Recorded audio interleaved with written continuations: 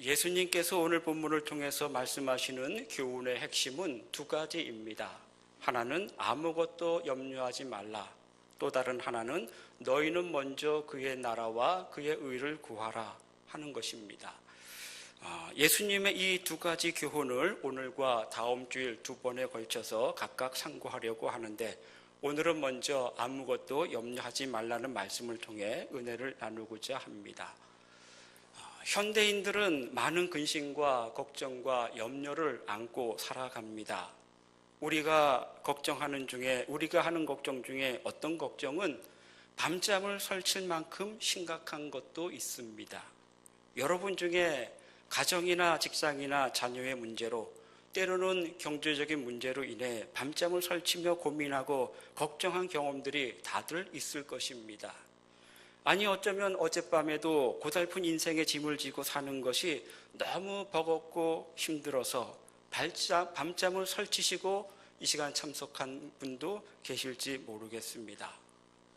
오늘날 이태백, 38선, 4호정, 5, 6도와 같은 신조어가 대변하는 것처럼 불확실한 시대를 살아가는 우리 모두는 그 누구도 자신의 삶과 미래에 대한 염려와 근심에서 자유로울 수 없습니다. 그리스도인이라고 해서 예외가 아닙니다. 현재 우리나라는 고령화 사회란 말이 무색하게 한국인의 사회적 수명은 끝없이 단축되고 있습니다. 평균 수명은 점점 늘어가고 있는데 사회적 경제활동 기간은 점점 단축되어 갑니다. 그래서 이런 신조어들이 유행되고 있는 것입니다. 이태백, 38선, 4호정, 5, 6도가 무슨 뜻인지 아십니까? 56세에도 퇴사를 안 하면 도둑이라는 뜻이 5, 6도입니다. 여러분 중에 56세가 넘으셨는데 여전히 퇴사를 안 하시고 직장 다니시는 분들은 도둑이라는 뜻입니다. 45세가 정년이라는 뜻이 4호정입니다. 38세까지 직장에 다니면 선방했다고 하는 의미에서 38선입니다. 힘들게 공부해서 대학을 졸업했지만 아예 취업조차 하지 못하는 젊은이들에게 붙여진 슬픈 이름이 이태백입니다. 20대 태반이 백수라는 뜻입니다. 10대는 공부 걱정, 20대는 취업 걱정, 30대는 승진 걱정, 40대는 실직 걱정, 50대는 은퇴 준비 걱정, 60대는 은퇴 후에 재취업 걱정, 70세 이상은 다 건강에 대한 걱정으로 살아갑니다. 모든 세대마다 그 세대에 맞는 걱정거리가 다 있습니다. 그래서 그런지 의사를 찾는 환자들의 각종 질병을 분석해 보면 암은 물론이고 약 80%가 직간접적으로 스트레스 때문이라고 합니다. 그리고 그 스트레스를 유발하는 가장 큰 요인이 두려움과 걱정입니다. 잠언 말씀에도 마음의 즐거움은 양약이지만 근심은 뼈를 마르게 한다고 합니다. 근심은 뼈를 마르게 한다. 걱정은 마음에서 하는데 뼈가 마를 정도면 걱정은 마음은 물론이고 우리의 육체의 건강도 해치는 것이 틀림없습니다. 그래서 요즘에 서점에 가면 스트레스를 받지 않는 법, 평생 걱정하지 않고 사는 법, 모든 걱정과 염려는 생각에서 비롯되기 때문에 생각 버리기 연습이라는 책이 아주 많이 팔리고 있다고 합니다. 걱정하지 않는 법을 배우고 알면 그것을 그대로 실천하면 걱정하지 않게 되는가? 걱정하지 않는 어떤 공식이나 비법이 있어서 그 공식에 따라서 살면 정말 걱정이 사라지고 평생 걱정하지 않게 될까? 그렇지 않겠지요. 사실 인간은 완전한 존재가 아니기 때문에 그 자체로서 늘 염려하며 살아갈 수 없는 존재입니다. 인간 존재 자체가 불완전한 존재이기 때문에 그렇습니다. 실제로 먹을 것이 없다면 걱정하고 염려하는 것이 당연하겠지만 먹을 것이 풍족한데도 염려하는 것이 인간입니다. 실제로 건강을 크게 잃었다면 건강에 대해서 염려하는 것이 당연하겠지만 어느 정도 건강하고 또 건강을 꼼꼼히 살피고 관리하는데도 건강에 대해서 늘 걱정하고 염려하는 것이 인간입니다. 그래서 모세는 우리의 연수가 70이요 강건하면 80이라도 수고와 슬픔뿐이라고 고백합니다. 무슨 말입니까? 우리의 삶 자체가 다 걱정과 근심 덩어리라고 하는 고백입니다. 어느 심리학자의 연구 결과에 따르면 우리가 하는 걱정의 90%가 걱정할 필요가 없는 것을 걱정하고 걱정할 것도 아닌 것을 가지고 걱정하고 쓸데없는 걱정을 하기 때문에 불안한 삶을 사는 것이라고 주장합니다. 여러분은 동의하십니까? 여러분이 걱정하고 염려하는 것의 90%는 다 쓸데없는 걱정이라고 하는 얘기입니다. 그런데 제가 하는 걱정의 내용이나 제 주변 사람들이 걱정하는 내용을 보면 솔직히 어떤 걱정이 쓸데없는 걱정인지 모르겠습니다. 저에게도 걱정이 참 많이 있습니다. 제 아들이 올 8월에 대학을 졸업하는데 졸업반이 되어서 이제 직장을 구해야 되는데 직장을 구할 수 있을까? 이태백이라고 하는 말이 유행하고 뉴스에서 들을 때마다 청년 실업률은 사상 최대치로 높아져 가고 있다는 이 소식을 들을 때마다 솔직히 걱정이 됩니다. 우리 아들이 정말 취직이나 할 수 있을까? 내색은 하지 않지만 걱정되는 것이 사실입니다. 또한 지금은 담임 목사님이 공석 중이라 교회와 성도님들의 가정에 예기치 않은 큰일이 일어나지 않아야 될 텐데, 그래서 교회도 평안하고 성도님들도 평안해야 될 텐데 걱정됩니다. 후임 목사님이 오실 때까지 수요 예배와 금요기도회, 주일 예배까지 인도하며 설교해야 되는데 내가 잘할 수 있을까? 감당할 수 있을까? 걱정됩니다. 이번 설날에도 아버님을 뵈었습니다. 올해 저희 아버님은 87세가 되셨는데 아직도 운전도 하시고 그 연세에 비해서 큰 병도 없으시고 건강하신 편입니다.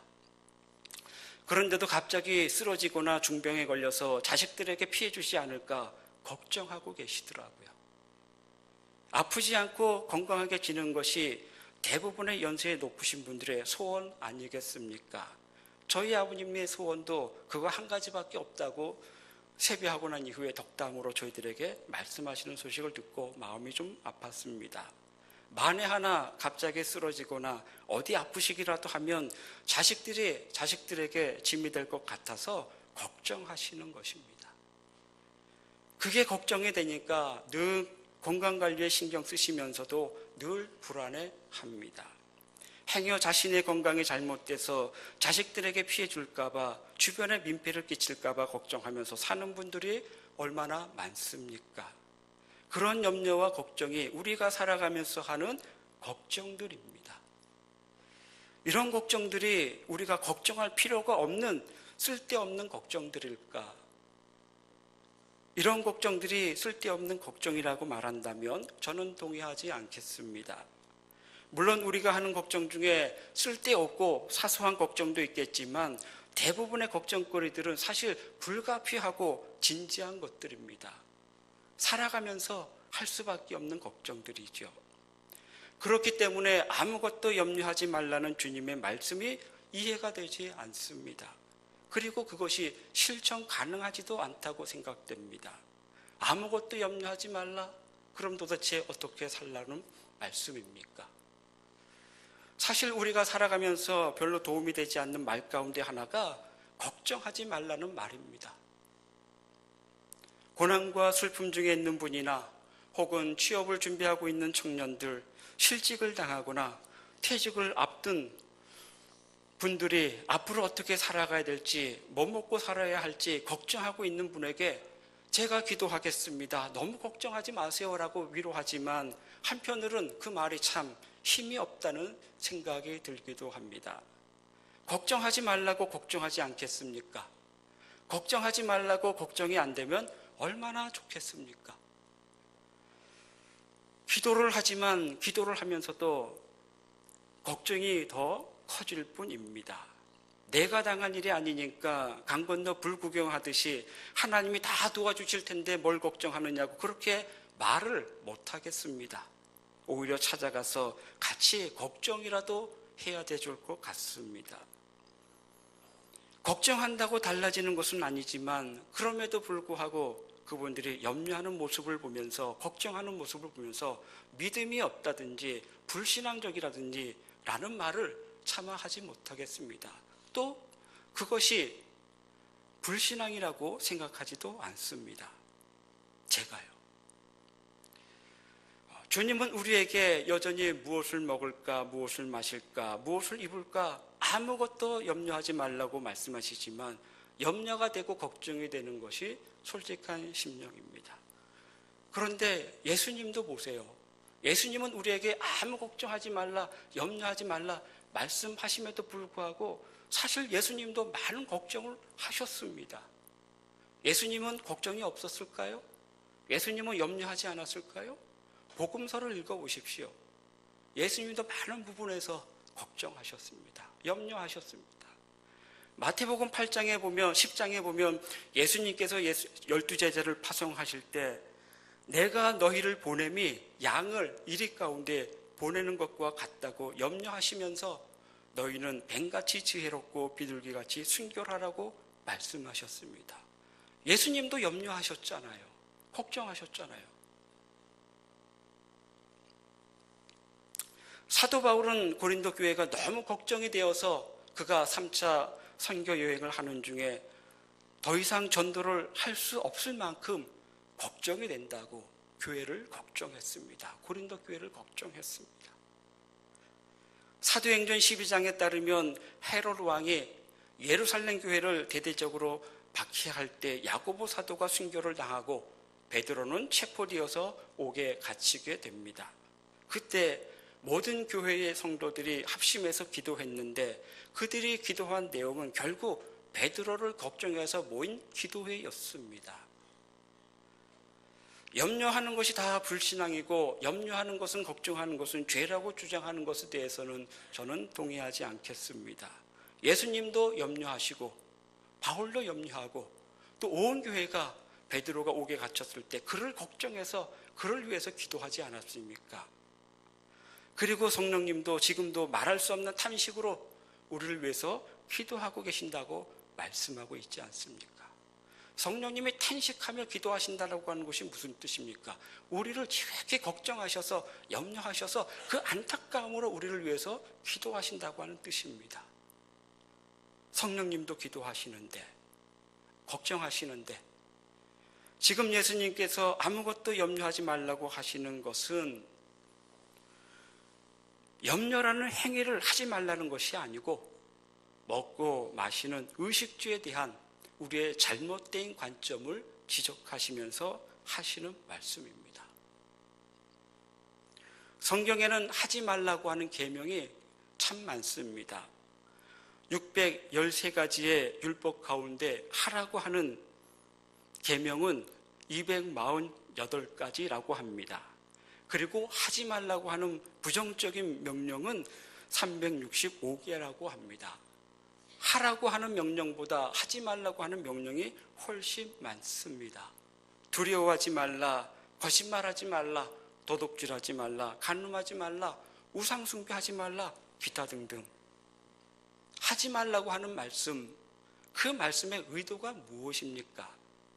단순히 두려워하지 말라라고 하는 것은 두려움 자체, 두려움의 행위를 하지 말라고 하는 것이 아니라 두려워하지 말라라고 하는 말 속에는 그 이면에 또 다른 예수님의, 하나님의 의도가 있습니다. 그러니까 표면적으로 두려워하지 말라라고 하는, 무엇을 하지 말라라고 하는 그 계명이, 그것도 중요하지만 그 두려워하지 말라는 말씀을 통해서 의도하시는, 그 강조하시는 것들이 훨씬 더 중요한 것입니다. 두려워하지 말라, 우리에게 무엇을 하나님께서 의도하시는 겁니까?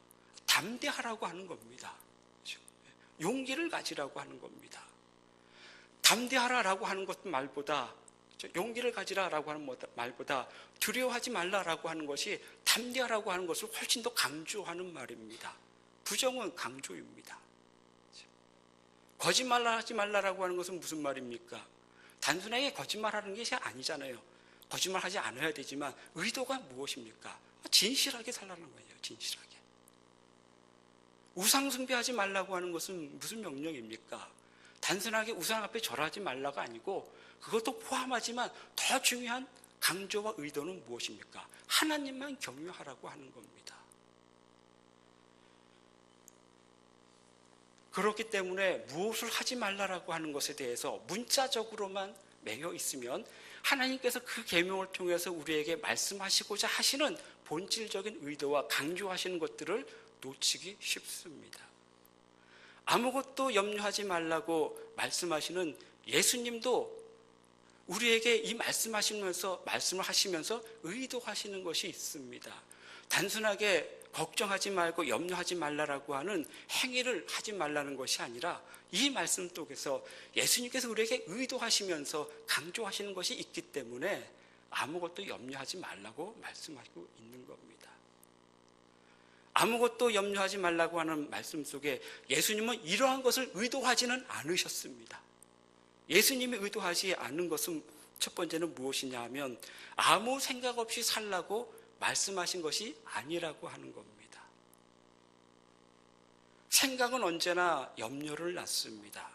생각은 또 생각을 낳게 하고 생각은 꼬리를 물고 자꾸 생각을 나게 해서 생각하면 생각할수록 우리의 염려와 근심은 더 쌓여져 갑니다.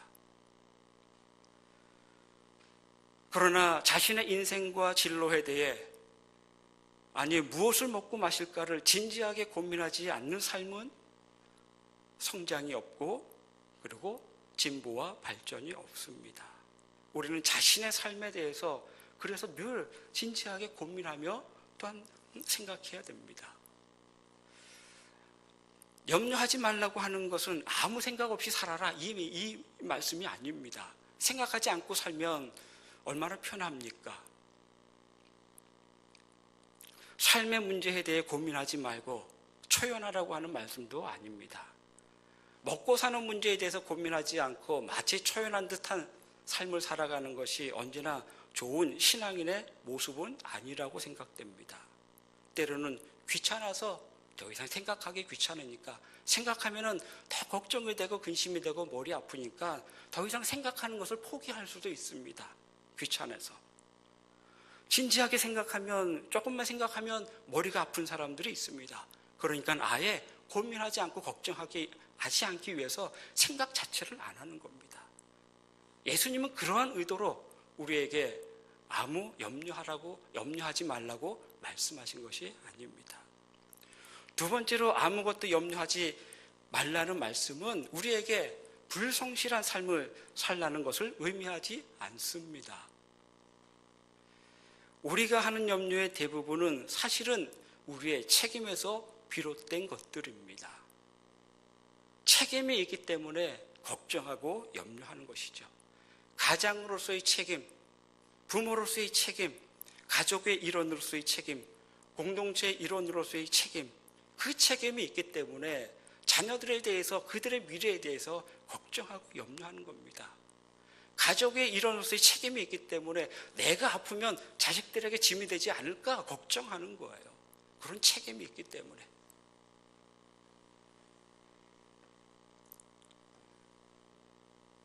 우리가 하는 대부분의 걱정들은 그래서 저는 책임에서 비롯된 것이라고 생각이 듭니다. 책임이 없다면 걱정할 필요가 없습니다. 하지만 우리가 걱정하는 것들의 대부분은 우리가 가지고 있는 그 책임 때문에 걱정하는 것입니다.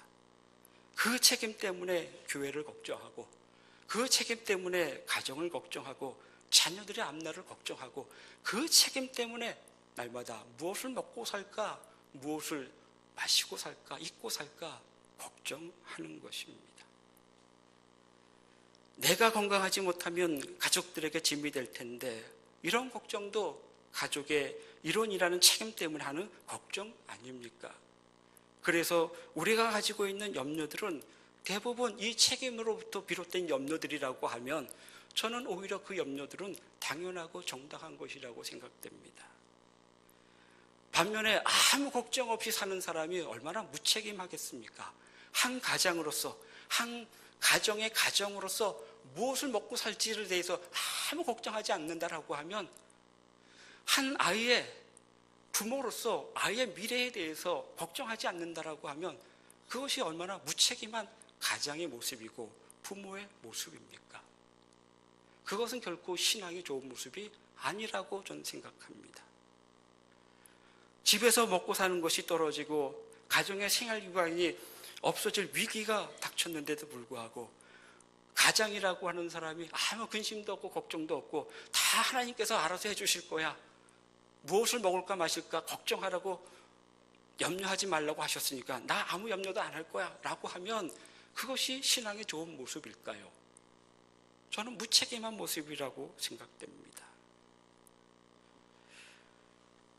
여러분은 우리 교회를 위해서 얼마나 걱정하고 계십니까? 우리 대흥교회를 위해서 주일 예배를 비롯해서 대부분의 예배와 기도에 참석하는 분들이 조금씩 줄어들고 있습니다.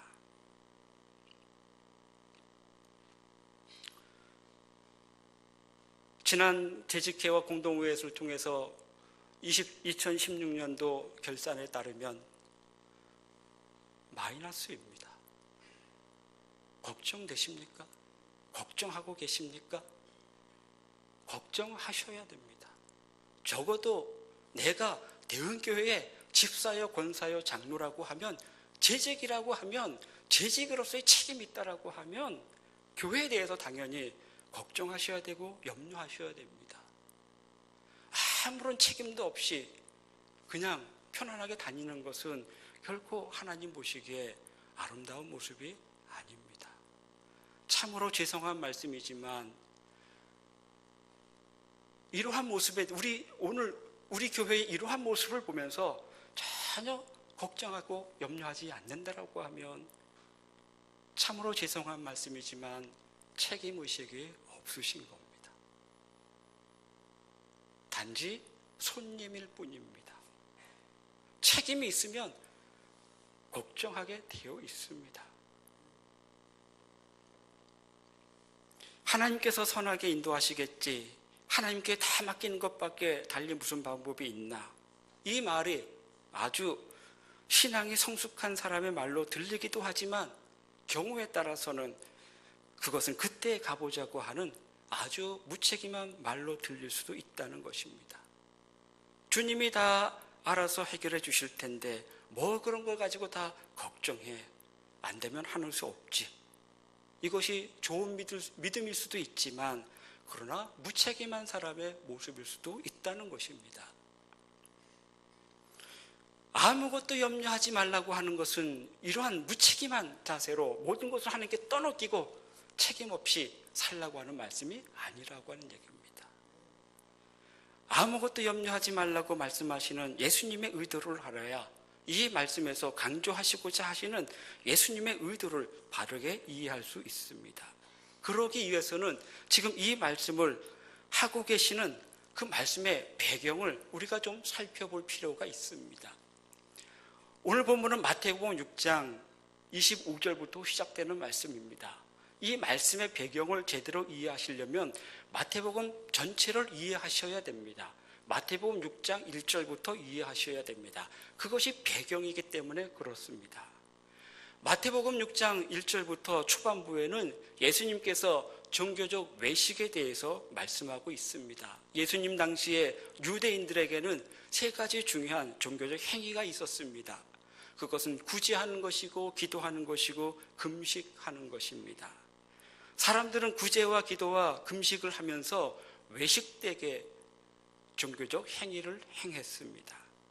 하나님께 보이려고 기도하는 것이 아니라 사람에게 보이려고 기도하고 구제를 할 때에도 사람에게 보이려고 나팔을 불었다고 합니다.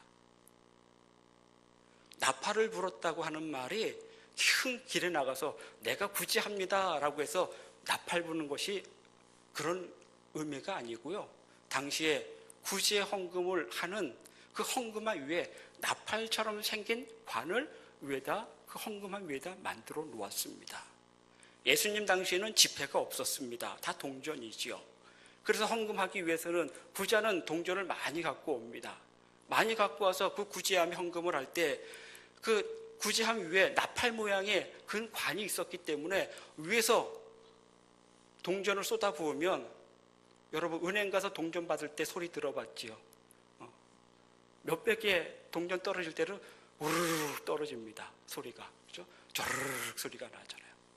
그러면 누가 그 소리를 들어도 헌금을 많이 하는구나, 소리만 들어도 아는 겁니다. 그리고 나팔 모양의 관을 만든 것은 그 소리가 잘 나도록 하기 위해서 만든 거예요.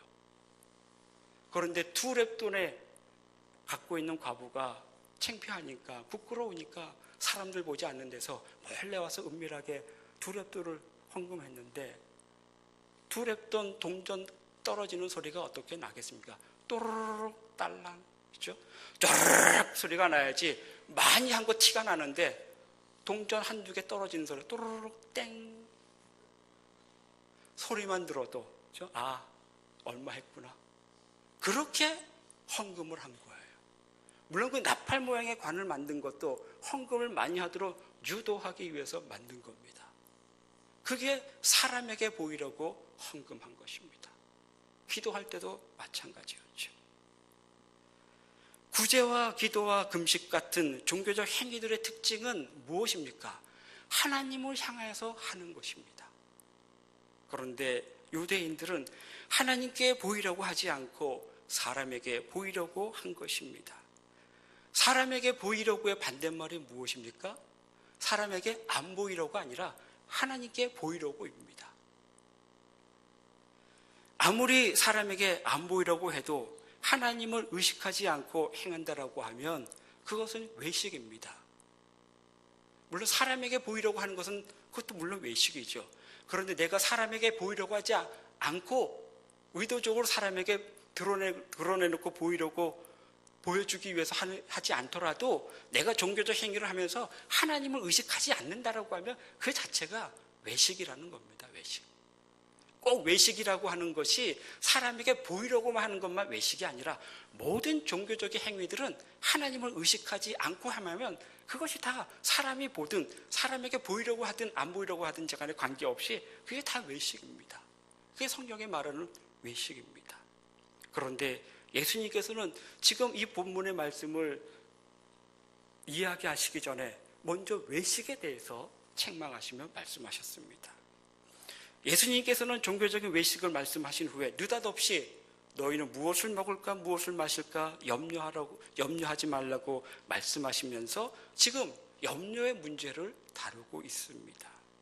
왜 갑자기 종교적 외식을 이야기하시면서 왜 화제가 갑자기 염려의 문제로 바뀌었습니까? 왜 예수님께서 갑자기 이 염려에 대해서 말씀하시는 겁니까? 이 무엇을 먹을까 무엇을 마실까 무엇을 입을까에 대해서 염려하는 것도 하나님 앞에서 외식된 것이기 때문에 말씀하시는 겁니다. 우리가 무엇을 먹을까 무엇을 마실까 무엇을 입을까를 염려하는 것이 왜 외식이 됩니까? 그것은 하나님을 의식하지 않기 때문에 외식이 되는 겁니다. 제가 좀 전에 말씀드렸죠. 하나님을 의식하지 않는 모든 종교적인 행위들은 다 외식이다. 이게 성경에서 말하는 외식입니다. 그런데 우리는 예배 드릴 때에는 하나님을 의식합니다. 예배 드릴 때는 하나님이 전능하신 분이고 하나님이 나의 주관자이시고 나의 주인이심을 고백합니다. 그런데 예배당 밖에 나가서는 그 하나님을 우리가 전혀 의식하지 않고 살아갑니다. 가정에서도 직장에서 사회에서도 그게 외식이라고 하는 겁니다. 그런데 특별히 먹고 사는 문제에 대해서도 하나님을 의식하지 않고 먹고 사는 문제에 대해서 걱정하고 염려하니까 예수님께서 그것을 지금 외식이라고 말씀하시는 겁니다. 그것이 아무것도 염려하지 말라고 하는 말을 통해서 의도하시고자 하시는 예수님의 의도입니다. 우리가 예배 시간에 하나님을 찬양하고 하나님을 임재를 의식했다고 하면 그리고 하나님이 전능하신 분이고 내 모든 삶을 책임지시고 주관하신 분이라고 고백했다라고 하면 일상의 모든 삶 속에서도 그 하나님은 그 삶 속에서도 그 하나님이 되셔야 됩니다. 그런데 먹고 사는 문제에 직면하면 가정에서 직장에서 하나님이 계시지 않습니다. 하나님을 의식하지 않고 살고 있습니다. 그러니까 우리가 가지고 있는 그 모습이 위선된 것처럼 보이는 겁니다. 그러나 예수님께서 말씀하시는 것은 먹고 사는 문제에서도 우리가 예배할 때 그 하나님이 그 하나님이시라고 지금 말씀하시는 거예요. 종교적인 행위를 할 때에 그 하나님이 먹고 사는 문제를 가지고 근심할 때에도 그 하나님이 되신다. 그 하나님을 의식하라고 하는 이야기입니다. 따라서 아무것도 염려하지 말라고 하는 말씀은 염려라는 행위 자체를 아예 하지 말라고 하는 뜻이 아니라 무엇을 먹을까, 무엇을 마실까, 무엇을 입을까, 즉 먹고 사는 문제로 인해서 걱정이, 염려가 엄습해 올 때 그때에도 바로 하나님을 의식하라고 하는 말씀입니다. 더 나아가서는 우리의 일상의 모든 삶 가운데서도 하나님을 의식하며 살라고 하는 뜻입니다. 그런 의미에서 너희는 무엇을 먹을까, 너희는 무엇을 마실까, 무엇을 입을까 염려하지 말라고 하는 이 말씀은 우리가 반드시 지켜야 할 계명이 아니라 우리를 위로하기 위해서 주시는 말씀입니다. 주님은 오늘도 이 험한 세상을 살아가는 우리에게 내가 너를 지켜보고 있다. 내가 너와 함께하고 있다. 그러니까 걱정하지 말고 아무것도 염려하지 말라고 말씀하시면서 우리에게 손을 내밀고 계시는 겁니다. 그것이 아무것도 염려하지 말라고 하는 예수님의 말씀의 의미이고 그 말씀의 뜻입니다. 주님은 우리의 마음속에서 걱정을 아예 없애고 그래서 아무것도 염려하지 말고 씩씩하게 내 길을 걸어가라고 말씀하시는 것이 아니라 먹고 사는 문제가 그로 인해서 때로는 너무 걱정이 되고 너무 힘들고 너무 불안하고 너무 무서운데도 주님의 말씀을 붙잡고 주님이 내미시는 손을 잡고 마치 아이가 아빠의 손을 붙잡고 넘어질 듯 아장아장 걸어가고 있는 것처럼 그렇게 주님이 내미시는 손을 잡고 걸어가라고 우리를 위로하시고 격려하시는 말씀입니다. 염려와 걱정, 근심은 우리는 이 땅에 사는 동안에 없을 수 없습니다.